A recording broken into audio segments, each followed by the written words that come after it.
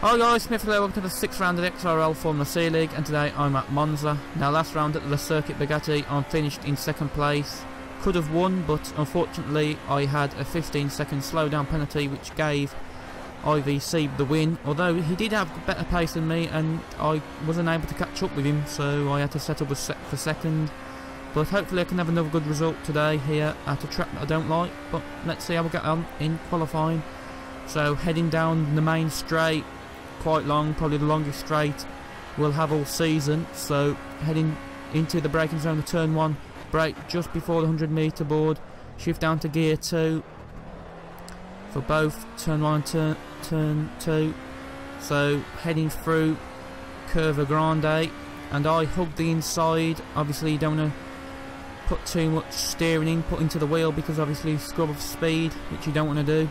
So heading to the chicane of turn 4 and 5, pretty tricky, especially the exit of turn 5 with the sausage curb on the right. But now heading to turn 6 and 7, the two Lesmos, hug the inside. So now heading to turn 7, gear 4 again, and then heading down the back straight to Ascari, which is turns 8, 9 and 10, and really now looking for the 100-metre board I believe. So shift down to gear 4, clip the curb, then you want to really get a good exit like a slingshot effect out of Ascari. So this is the back straight, so heading to turn 11, which is Parabolica.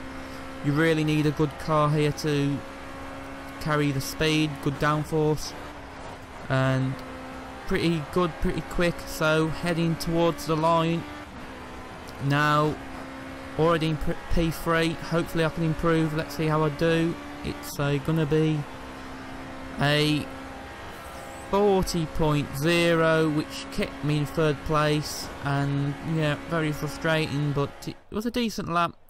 3 tenths off Kamikaze, who got his 2nd pole of the season. Maybe I could have done a little bit better, but I don't know. I'd have had to put in a really good lap to get pole. I'm not really sure if pole... I know I've done a 39.5 before, but I don't know if I could have got pole really. I think I'd have had to do the absolute maximum. But anyway, getting on to the race now. Start, and it was a very poor start, and I think I'm going to get jumped here. Yes I do, by Jerome. So I'm down to 4th place, and Sieb's not far behind, who's in 5th, but trying to outbrake Jerome, but it's not possible. He's already ahead of me going into turn 1, exiting turn 2 now, and you can see on the left hand mirror Sieb's all over me, so I'm trying to sort of not lose the place to Sieb. I'm trying to pull away, but you can see already that Jerome is about, I'd say about a second ahead already, only through turn 3. So the straight line speed is evident that it's a lack of straight line speed, evident to see, as Sieb makes a mistake, and I am back in 4th place. He momentarily was in 4th, but he made a mistake on the exit of turn 4. He didn't really enter turn 5 actually, so I think it was the exit of turn 4. But anyway, I'm in 4th now. Jerome's got about a second ahead, so it's going to be pretty hard to catch him unless he makes a mistake, because obviously you need to really, the only way you catch him around here is a good straight line speed and the slipstream. But anyway, lap 3, I believe he did make a mistake. I couldn't really see if he did or not, but I closed up onto him, and here is an example again of the lack of straight line speed. Close up on him in Parabolica, but then even if I get in the slipstream, look how he pulls away. I mean, I was topping out about 163, 164 I believe, so I'm not really sure what these guys were doing, but evident to see that he has got a faster car on the straight. But through the corners I am much quicker than him, but obviously Monza's not about corners, so it's going to be very tricky. But on to lap 6 now, still behind Jerome, so not that bad. Obviously I'm making all the time through the corners, but on the straights he seems to be gaining back the time. But as he makes a mistake on the exit of the 2nd Lesmo, touches the curb, might have slowed me down as well, as Fat Penguin's 6 tenths behind, so he's going to have the slipstream. He looks like he's going to catch me. Probably stick it down the left hand side, and you saw the gap on the bottom left how much he was closing in on me, and yeah, we got the move done pretty easy really. He's got a good car there set up well for a straight line. He's already pulling away. I can't do nothing about it. I mean, you're probably thinking, well, why didn't you put on lower downforce? But I lowered the downforce as much as I could, and if I lowered it one more, I'd have lost the rear through the corners. So I was trying to obviously sacrifice it, but sacrifice top speed, sacrifice corner speed for top speed. But you've got to have a stable car at the end of the day to keep it on the road, and that's what's more important. So unfortunately I had to run the aero at 10.6, which I know that Fat Penguin was running at 4.2, but he did some good work with the suspension, so he managed to keep it on the road. I don't know how he did it, because I asked him at the end of the race how he did it, and he explained that you're on softer springs and softer sway bars. But I'll need to pick up on this, because obviously the straight line speed is lacking, evident to see. But anyway, you saw then as well through Parabolica that I closed right on the back of him, but he pulled away massively on the straight. But anyway, on lap 9, I managed to follow the cars, but you know, so they're not really pulling away that much, but I haven't got the pace to get past them. As he made a mistake, I think he lost the car. So anyway, up into 3rd place, but he's only 4 tenths behind, so he'll probably catch me heading into turn 4, the chicane.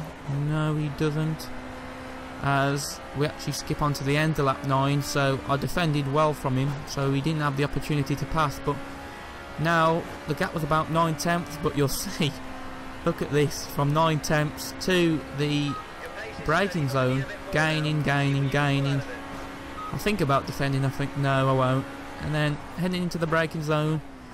And to be honest, I thought, no, I'm not going to even let him pass, because I was a little bit frustrated, to be honest, with the fact that my car was so slow.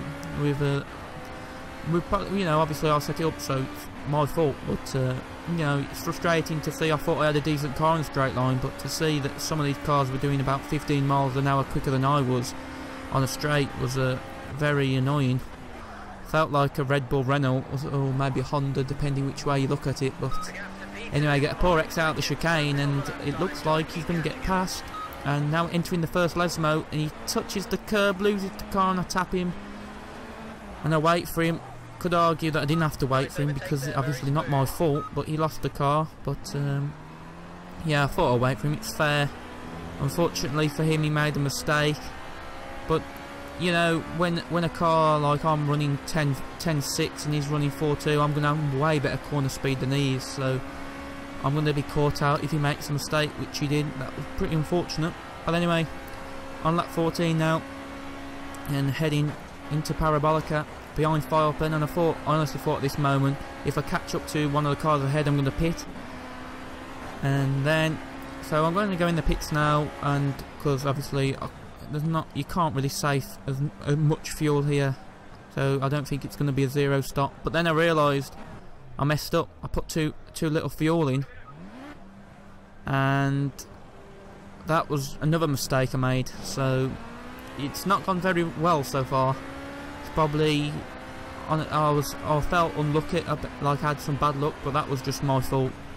If I'd have pitted a lap later, then I would have had enough fuel without having to worry about fuel saving. So now I was thinking, oh, I'll need to fuel save, as Bemergio, who was the race leader I believe, or was second anyway, he pitted and he's just ahead. So I was thinking, actually this ain't bad if I can save the fuel, but I was trying to work it out in my head. But 8 laps to go, including this one, 15. It was about 2 litres a lap. It wasn't going to be enough.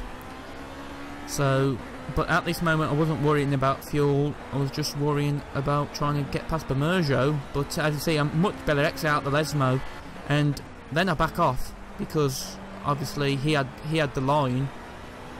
You know, you don't want to go too into Lesmo, otherwise you'll have a collision. But then he went wide and he went on the gravel, so you know, unfortunate for him, but you know, I was going to let him through because I didn't want to have a collision with him, because in a way, you know, I would have had to pit again, and you know, see here, so I wasn't really racing him that much. But anyway, refueled the car, so going to come back out in 6th place, so obviously not good. Bermergio, I believe, in 7th, so in a way, not too bad, but heading into the first chicane now, and then this happens.